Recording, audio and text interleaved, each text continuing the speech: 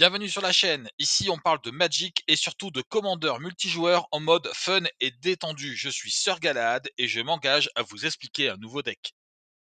Notre commandeur du jour sera River Song, une créature issue de l'extension de Magic dédiée au Doctor Wu et qui a vu des cartes exceptionnelles. J'ai plusieurs decks basés sur cette extension que je vous présenterai bientôt. River Song est une 2-2 pour 3 mana, dont une bleue et une rouge. Elle a deux capacités. La première est celle qui va vraiment nous intéresser. Elle dit qu'on pioche depuis le dessous de notre bibliothèque au lieu de piocher depuis le dessus.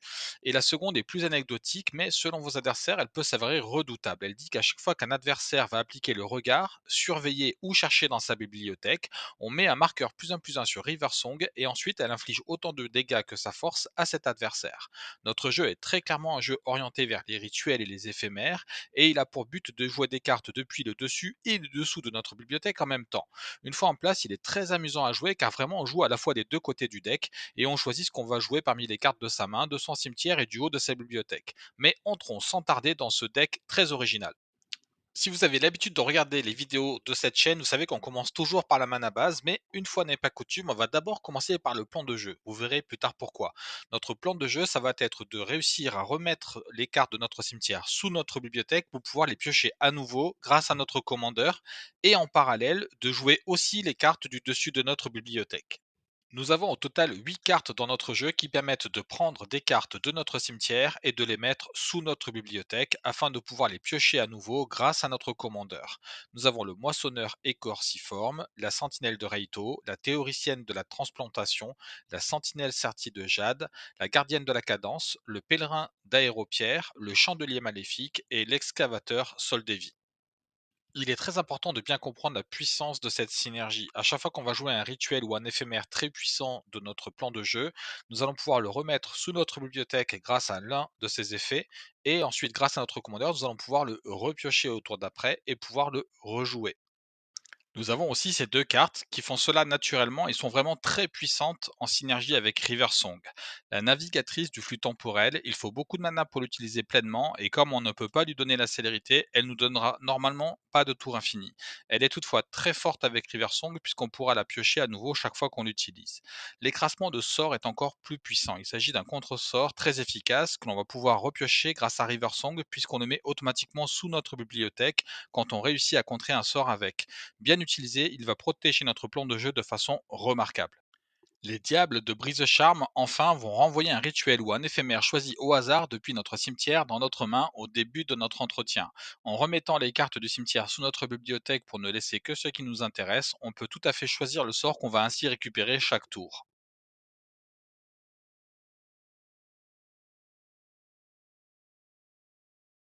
Les étendues sauvages en évolution et l'immensité terramorphe peuvent éventuellement être réutilisés. Dans notre plan de jeu, nous avons la possibilité de les renvoyer sous notre bibliothèque après les avoir sacrifiés et pouvoir les repiocher grâce à Riversong. Le site de fou de Tokasia peut nous permettre de faire passer une carte qui est au-dessus de notre bibliothèque dans notre cimetière et de là, grâce à notre plan de jeu, le mettre sous notre bibliothèque et le piocher à nouveau grâce à Riversong. Cela nous permet de pouvoir piocher des cartes du dessus de notre bibliothèque grâce à Riversong. Notre jeu étant basé sur les éphémères et les rituels, et certains coûtant cher, nous avons besoin de réduire leurs coûts. Nous avons donc 6 cartes qui ont ce but. Commençons par l'électromancien gobelin et le mentor attrape-orage, qui réduisent tous les deux de un mana générique les rituels et les éphémères. Vadric Archimage Astral, il va réduire les sorts d'éphémères et de rituels d'un montant équivalent à sa force, et il va gagner en force à chaque fois qu'on passera du jour à la nuit ou qu'on passera de la nuit au jour. Le jour et la nuit s'échangent de la façon suivante. S'il fait jour et qu'un joueur ne lance aucun sort, alors on passe à la nuit. Et s'il fait nuit et qu'un joueur lance au moins 2 sorts, alors on passe au jour. Myzix de Liz Magus va nous donner un marqueur expérience chaque fois qu'on lance un sort de rituel ou d'éphémère dont le coût de mana est supérieur au nombre de marqueurs expérience que nous avons. Il réduit le coût de tous les sorts d'éphémères et des rituels que l'on lance d'un mana générique pour chaque marqueur expérience que nous avons. Notons au passage une petite synergie avec l'éphémère augure expérimental puisque lui nous faisant proliférer, il va nous rajouter en plus automatiquement un marqueur expérience. Enfin, nous avons l'artiste au four à tempête qui nous donnera un trésor chaque fois qu'on lancera un sort d'éphémère ou de rituel et chaque fois qu'on copiera un sort d'éphémère ou de rituel. Et nous avons le dispositif d'imprégnation d'esprit qui gagne un marqueur par tour et réduit les coûts des éphémères et des rituels pour chaque marqueur qu'il a. Notre commandeur nous fait piocher au-dessous de la bibliothèque, mais on veut pouvoir aussi jouer du dessus, afin de creuser notre deck dans les deux directions. FBLTHP, perdu dans la prairie. Oui, je sais, son prénom est totalement imprononçable. Il va nous permettre de jouer les cartes non-terrain du dessus de la bibliothèque en les complotant. Pour comploter une carte, on va payer son coût en mana et l'exiler, puis on pourra la jouer un autre tour sans payer son coût de mana depuis l'exil. Les deux actions ne peuvent se faire qu'à la vitesse d'un rituel. Il va particulièrement bien synergiser avec les cartes qui déclenchent un effet quand on joue plus d'une carte par tour, comme par exemple Chrome, Cacophonie assourdissante, en nous permettant de piocher une carte à chaque fois qu'on va pouvoir déclencher le complot. Urkil, maîtresse sorcière. À la fin de notre tour, si on a lancé un sort non créature, on va pouvoir révéler les 5 prochaines cartes de notre bibliothèque et pour chaque type de carte non créature qu'on a lancé, on peut choisir une et la mettre dans notre main. Par exemple, si on a lancé à la fois un rituel et un éphémère dans le même tour, on pourra mettre dans notre main un éphémère et un rituel parmi les 5 prochaines cartes qu'on aura révélées. On mettra les autres cartes sous notre bibliothèque et on les piochera donc quand même grâce à notre commandeur. Urkil est une très bonne carte car on va pouvoir lancer beaucoup de sorts non créatures, mais elle va parfois nous gêner un peu en mettant des cartes non désirées sous notre bibliothèque et nous forçant ainsi à les piocher après à notre commandeur. Johan, l'apprenti sorcier, va nous permettre une fois par tour de jouer la carte du dessus de notre bibliothèque si c'est un rituel ou un éphémère. Cela nous sera très souvent utile puisque nous avons en tout 22 cartes dans notre jeu qui sont des rituels ou des éphémères.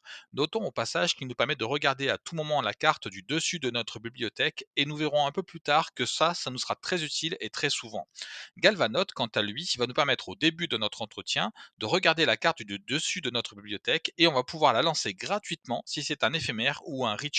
Là encore, nous allons voir plus tard des synergies très puissantes avec cette carte. Melek, Parangon disette. Il nous force à jouer avec la carte du dessus de notre bibliothèque révélée. Mais comme on pioche depuis le dessous, finalement, ce n'est pas très gênant.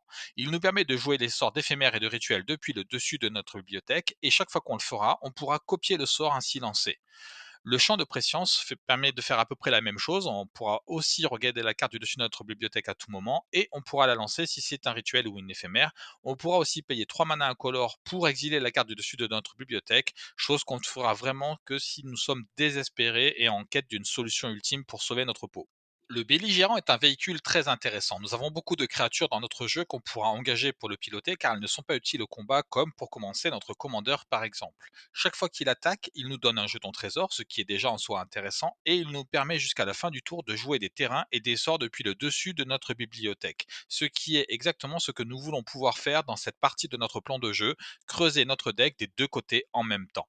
La vision de l'avenir nous force à jouer avec la carte du dessus révélée, mais elle nous permet de jouer toutes les cartes du dessus de notre bibliothèque, même les terrains, ce qui est vraiment très puissant combiné avec notre commandeur, puisqu'on va pouvoir piocher du dessous et jouer du dessus. On creuse rapidement notre deck, c'est vraiment très synergique.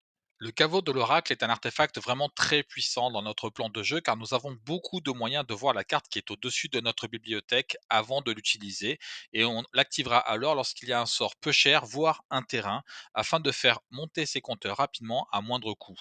Dès qu'il a 3 compteurs briques sur lui, il nous permet de pouvoir jouer gratuitement une carte du dessus de notre bibliothèque une fois par tour et si on peut voir les cartes du dessus avant de l'activer, cela devient vraiment très fort. La trahison d'Isengard, il s'agit d'une des cartes maîtresses de notre jeu. Une fois qu'on a cette carte, et n'importe quelle carte de rituel ou d'éphémère assez puissant, grâce à une carte comme par exemple le caveau de l'oracle qui nous permettra de jouer le sort gratuitement, on pourra remettre en boucle le sort très puissant sur le dessus de notre bibliothèque et le rejouer tous les tours gratuitement, comme par exemple l'armée de clones. Ça peut rapidement nous donner la victoire.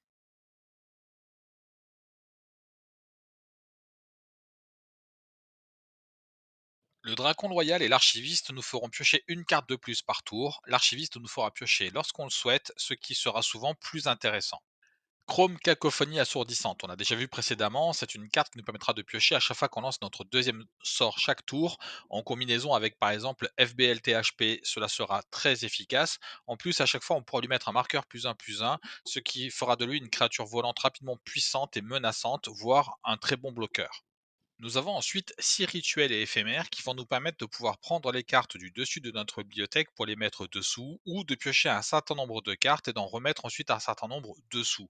Le but, toujours pareil, c'est de choisir les cartes qu'on va mettre sous notre bibliothèque pour pouvoir les piocher ensuite avec notre commandeur, voire de mettre certaines cartes sur le dessus de notre bibliothèque pour les déclencher avec d'autres synergies comme par exemple le caveau de l'oracle. Nous avons aussi un sort de tuteur, franchir le seuil. Il a le recyclage de sorcier pour 2 mana et on peut alors le défausser pour aller chercher n'importe quelle carte de sorcier dans notre deck, la révéler et la mettre dans notre main. Il y a en tout 11 cartes de sorcier dans notre jeu et toutes sont vraiment très très fortes. Mais je commencerai sûrement par la gardienne de la cadence. Elle nous permettra de remettre sous la bibliothèque notre sort franchir le seuil afin de pouvoir le repiocher grâce à notre commandeur et recommencer. Sinon, j'irai chercher en priorité Mystics de Lise Magnus ou Talrand si jamais nous avons besoin de défendre rapidement contre un jeu très aggro.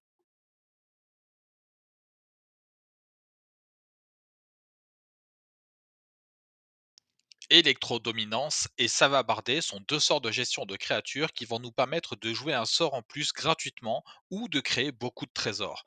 En combinaison avec Mystics de Lise Magnus, si on peut les repiocher et les rejouer tous les tours grâce à notre plan de jeu de base, on obtient un moyen très puissant de faire monter notre expérience de façon indécente pour des effets dévastateurs. Le collet sélectif contre les jeux tribaux, comme par exemple le jeu Dragon qui est très à la mode en ce moment, fera des merveilles. Il nous donne un carte d'avantage exceptionnel puisque pour une seule carte jouée chez nous, on neutralise plusieurs cartes chez un adversaire.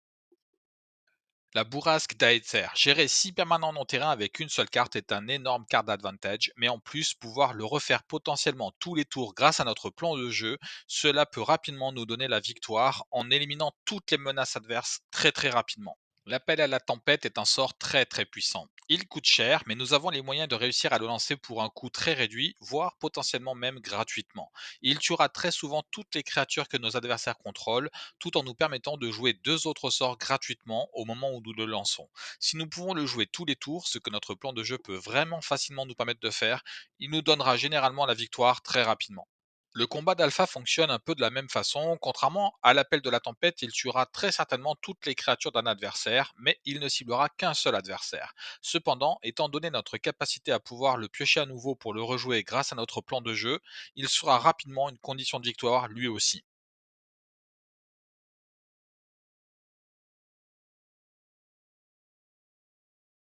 La projection des airs et le rapétissement en masse sont deux sorts de défense très puissants. L'un va complètement neutraliser une attaque et l'autre va fortement dissuader un adversaire d'attaquer ou alors nous permettre de l'attaquer sans qu'il puisse vraiment riposter à son plein potentiel. Le fait de pouvoir récupérer ses cartes en main grâce à notre plan de jeu depuis le cimetière rend ces sorts encore plus effrayants et démoralisants pour nos adversaires.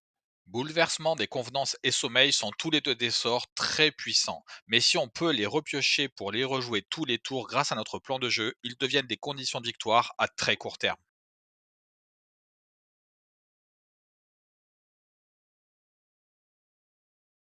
La double fournaise nous permet de pouvoir copier le prochain sort d'éphémère ou de rituel que nous lançons. Évidemment, vu le nombre de sorts très puissants qu'il y a dans notre jeu, c'est très intéressant.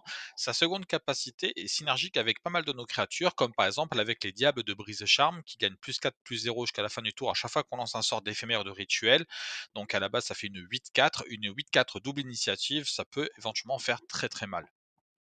La conjecture du Mirari va nous permettre de récupérer un éphémère et un rituel depuis notre cimetière les deux premiers tours où elle sera en jeu, et le troisième tour de copier tous les sorts d'éphémères et de rituels qu'on va lancer pendant le tour. On pourra ensuite mettre l'enchantement sous la bibliothèque grâce à notre plan de jeu, pouvoir le repiocher et recommencer. Voir double est un sort très intéressant. Il peut nous permettre d'être utilisé pour copier un sort qui vient d'être lancé et pas seulement un de nos sorts, mais il peut aussi permettre de copier une créature et pas seulement une de nos créatures.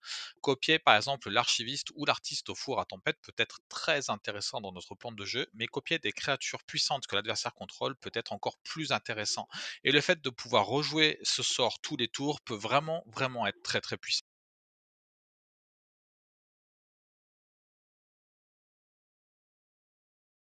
Briac redine des contre-courants. Elle donne la prouesse à toutes nos créatures. Donc à chaque fois qu'on lance un sort non-créature, toutes nos créatures gagnent plus un jusqu'à la fin du tour. Elle rendra une de nos créatures imbloquable à chaque fois qu'on va lancer un sort non-créature. La synergie avec un éphémère comme par exemple la double fournaise peut vraiment faire beaucoup de dégâts en un seul coup. Talrand, l'invocateur céleste, va créer un jeton Drake de 2 vols à chaque fois qu'on lance un sort d'éphémère ou de rituel. Si notre plan de jeu réussit, il nous en fera au moins un par tour, parfois plus. Ce sera vraiment très intéressant, on va pouvoir s'en servir pour attaquer ou pour se défendre. En synergie avec Bria, nos Drakes seront tous 3-3 voire 4-4 dès lors qu'on lancera un ou deux sorts non créatures par tour. La Légion de clones est clairement un de nos sorts nous permettant d'avoir la victoire. Pouvoir cloner toute l'armée d'un joueur, y compris soi-même, et recommencer cela chaque tour grâce à notre plan de jeu sera tellement puissant qu'en général on obtiendra la victoire en seulement 2 ou 3 tours. Et c'est là que des cartes comme Mystics of the East Magnus rentrent en jeu et font tout leur effet. Réduire le coût de la Légion de clones pour pouvoir en abuser devient vraiment incroyablement puissant. River Song est un deck contrôle particulièrement original dans sa façon de faire et très amusant à jouer. Je prends toujours beaucoup de plaisir à le jouer car on s'ennuie rarement, on a toujours quelque chose à faire et parfois on a même l'embarras du choix tellement les solutions sont multiples et le jeu ouvert.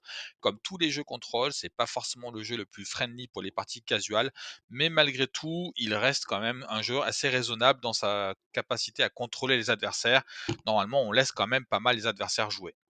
Et voilà, cette vidéo est terminée. Je vous remercie vraiment de l'avoir suivi jusqu'à la fin. N'hésitez pas à mettre un petit pouce, à partager, à en parler à vos amis et puis surtout à mettre un petit commentaire. Ça fait vraiment plaisir.